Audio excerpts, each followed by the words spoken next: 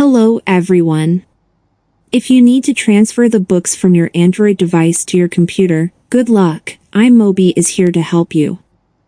This video will demonstrate how to use Data Manager function to transfer books from Android device to computer.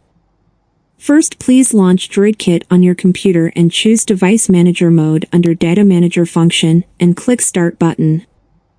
Next, please connect Android device to computer with USB cable. Once your device is detected, you will see the interface below. After the loading process completes, it will display the total number of books under the books icon. Then, please choose the book you want to transfer.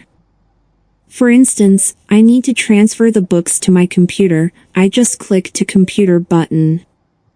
Once the transferring process is completed, you will see Transferred Successfully interface. If you want to locate the exported documents, please click View Files button.